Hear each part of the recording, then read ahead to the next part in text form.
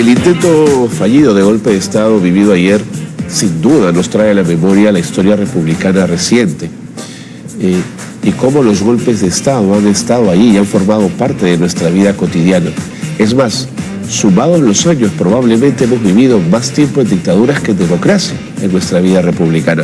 Quizás Mauricio Novoa me corregirá, él está con nosotros, es abogado e historiador. Quiero agradecerle muchísimo que esté con nosotros y preguntarle si algún día el Perú podrá prescindir de sus golpes de Estado. ¿Cómo estás, Mauricio? Bienvenido. Carlos, encantado de estar acá. Mira, yo creo que el Perú desde el inicio de la República hubo un debate, si quieres, no resuelto sobre cuál de los dos poderes era el que finalmente debería prevalecer. En los siglos XIX y XX, sin ninguna duda, fue el Ejecutivo, y más bien en el siglo XXI estamos viendo un cambio. Fuera de cámaras conversábamos que si nosotros fuésemos una democracia parlamentaria, estos 6 presidentes o digamos presidentes que hemos tenido normalidad, sería algo, yo no sé, quizás normal, porque las democracias parlamentarias tienden a durar precisamente porque es el Congreso el que los elige, tienden a ser regímenes de más larga duración, pero en todo caso sería una consecuencia de la lógica política, que es que el Parlamento es el que pone y saca a los jefes de gobierno. Se establecen alianzas sólidas. Y se van estableciendo alianzas, y conforme avanza o no ese jefe de gobierno, se mantiene en el poder o no, y digamos, parte del ejercicio político es encontrar alianzas para mantenerse en el poder. Y si uno analiza una democracia parlamentaria, a veces hay estas alianzas parlamentarias, digamos, improbables, como lo que ocurre en España, ¿no? Separatistas y izquierdistas, en fin. Entonces, si lo vemos desde esta perspectiva, digamos, no es que ha sido algo, digamos, raro dentro de esa lógica, en la lógica en donde en el siglo XXI más bien ha sido el Parlamento quien ha quitado y puesto a gobernantes, ¿no? Así es. Curiosamente, el siglo XXI se inaugura con esa lógica con la presidencia de Paniagua, que es un presidente puesto por el Congreso después de mucho tiempo. Claro. Entonces, y esto creo que necesariamente nos debería llevar a ver cómo nos vamos acomodando a esta nueva realidad política, porque, o sea, tú fundamentalmente en política, para que tengas eficacia, tienes que tener credibilidad. Lo que tú haces tiene que tener tracción. Entonces, y eso significa normalmente adecuar la realidad a las normas y no al revés. Lo que queda claro es que estas elecciones en primera vuelta con márgenes bajísimos no puede significar, como de hecho no lo han hecho, la misma legitimidad de lo que era una elección en el siglo XX. O sea, en el siglo XX no hay elecciones en donde el candidato final, digamos, empieza con 14% de votación. El gobierno de Belaúnde el año 80 tuvo que aliarse Acción Popular con el PPC para generar alguna estabilidad.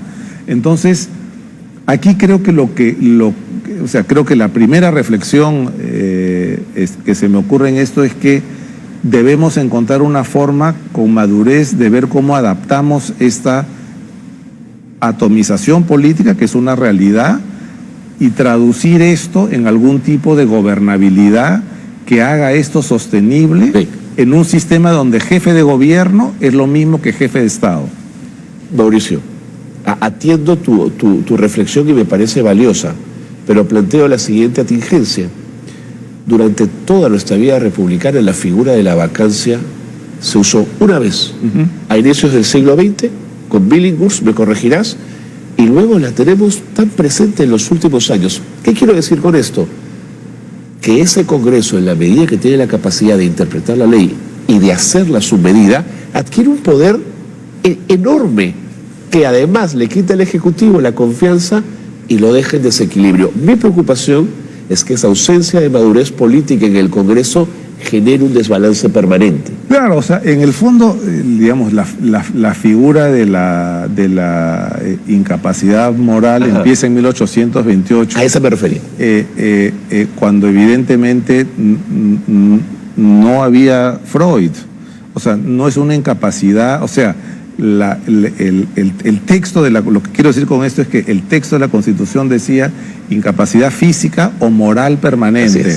Entonces no se refería a que tú seas moral, o sea, que hubieran cuestionamientos a tu moralidad, sino que estabas mentalmente incapaz. Totalmente. Solo que el término pre-freudiano en el siglo XIX te referías a una incapacidad moral para querer decir incapacidad mental. Claro. Y por eso que es permanente. O sea, si tú mentalmente te vuelves un incapaz permanente o físicamente estás incapacitado de ejercer un mandato por constreñimientos físicos, no puedes ejercer la presidencia de la República.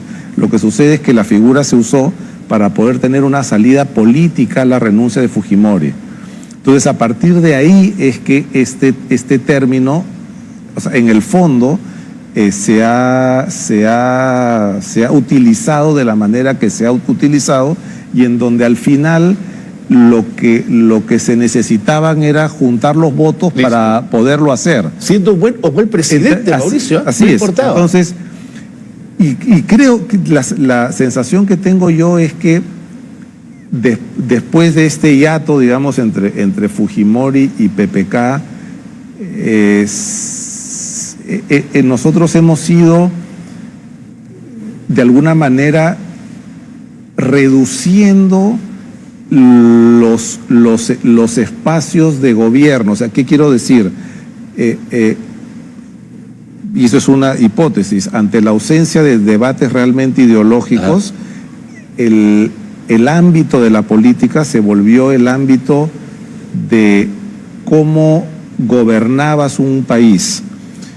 Entonces, si tú querías atacar a tu adversario político, atacabas la gestión. Entonces, esto empezó con directores generales, viceministros, ministros, y yo creo que habrá que hacer un estudio, pero creo yo que tú vas a ver intentos de digamos, censuras a ministros, como conforme nos acercamos a esta época, sin duda, van aumentando, porque la acción de la política se volcó sobre eso. Y, digamos, el último paso, que fue, digamos, lo que terminó rompiendo el dique, es la utilización de esto para, de alguna manera, censurar a un presidente de la República. Y a partir de la vacancia a Pedro Pablo Kuczynski, este dique se rompe. O sea, tú no, o sea, cualquier historiador te va a decir que tú no terminas sacando a un presidente sin que eventualmente hayan consecuencias. Cuando los ingleses le cortan la cabeza a Carlos I, eso tuvo consecuencias. Cuando le cortaron la cabeza a Luis XVI, eso tuvo consecuencias. Y al igual que lo que ocurrió en la Revolución Francesa, en donde le cortaron la cabeza a Luis XVI, pero a la vez quienes ordenaron esa decapitación terminaron ellos mismos decapitados. Así es. Entonces, esto yo creo que es una especie espero que sea una especie de fin del sistema. Y probablemente si no hubiera habido este intento de golpe de Estado, hubiéramos tenido que esperar mucho más para que este ciclo se corte. Entonces, creo yo que estamos ante una oportunidad, ante un fin de ciclo, por lo tanto que ha ocurrido, como muchas cosas en la historia, de manera rocambolesca, y por lo tanto a una oportunidad. Porque el gran reto que tenemos, me parece, Carlos, como no solamente como país, sino como actores políticos, es poder viabilizar la acción del Estado.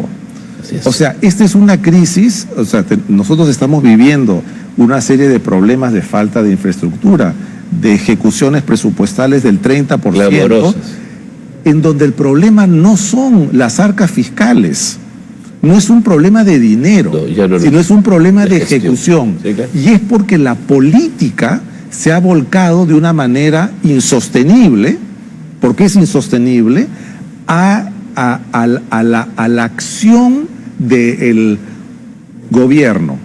Y mientras este ciclo no se termine, creo yo que vamos a, digamos, a continuar con esto, que es al final un juego de suma cero, ¿no? Clarísimo.